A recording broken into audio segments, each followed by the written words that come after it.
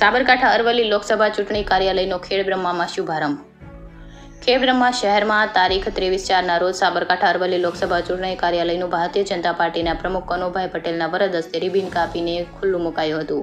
શહેર પ્રમુખ અરવિંદભાઈ રાવલે આવકાર પ્રવચન કર્યું હતું અને આ પ્રસંગે રાજ્યસભાના સાંસદ શ્રીમતી રમીલાબેન બારા, લોકસભા સીટના સંયોજક ગજેન્દ્ર સક્સેના, જિલ્લા ઉપપ્રમુખ રવિન્દ્રભાઈ બારોટ, પૂર્વ ધારાસભ્ય અશ્વિનભાઈ કોટવાલ, જિલ્લા પંચાયતના પૂર્વ પ્રમુખ ધીરુભાઈ પટેલ, મહામંત્રી લુકેશભાઈ ગમાર, વિધાનસભા સીટના સંયોજક નટવરસિંહ ભાટી, તાલુકા પંચાયતના પ્રમુખ રામભાઈ પરમાર, ડાયરેક્ટર રામભાઈ પટેલ, પૂર્વ પ્રમુખ ભોજાભાઈ મકવાણા, સંગઠનના બંને પ્રમુખો સુરેશભાઈ પટેલ, અરવિંદભાઈ રાવલ, નગરપાલિકા પૂર્વ પ્રમુખ અરવિંદ ઠક્કર, તાલુકા જિલ્લા પંચાયત અને નગરપાલિકાના પૂર્વ સદસ્યો, સામાજિક અને રાજકીય આગેવાનો અને ખૂબ મોટી સંખ્યામાં કાર્યકર્તાઓ હાજર રહ્યા હતા.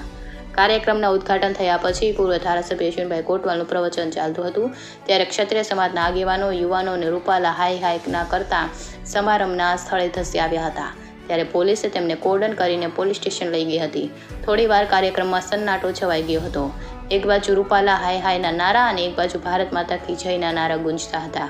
કાર્યક્રમમાં રમીલાબેન બારા, અશ્વિનભાઈ કોટવાલ તેમજ જિલ્લા પ્રમુખ કનુભાઈ પટેલે પ્રસંગને અનુરૂપ પ્રવચન ફરી ત્રીજી વાર દેશના વડાપ્રધાન તરીકે નરેન્દ્ર મોદીને બેસાડવા હાકલ કરી હતી અને કર્મઠ કાર્યકર્તાઓને કામે લાગી જવા અને ભૂતકાળમાં ખેડબ્રહ્મા વિધાનસભામાં મળેલા પરિણામને ભૂલી જઈને લોકસભામાં જંગી બહુમતીથી ભારતીય જનતા પાર્ટીના સ્થાનિક ઉમેદવાર શોભનાબેન બારૈયાને જંગી બહુમતીથી જીતાડવા માટે હાકલ કરી હતી. અંતમાં આભાર વિધિ ખેડબ્રહ્મા ગ્રામ્ય મંડળના પ્રમુખ સુરેશભાઈ પટેલે કરી હતી. India 24 news reporter Jayesh Thakor સાથે શૈલેષ પટેલ, જિલ્લા ચીફ બ્યુરો, સાબરકાંઠા.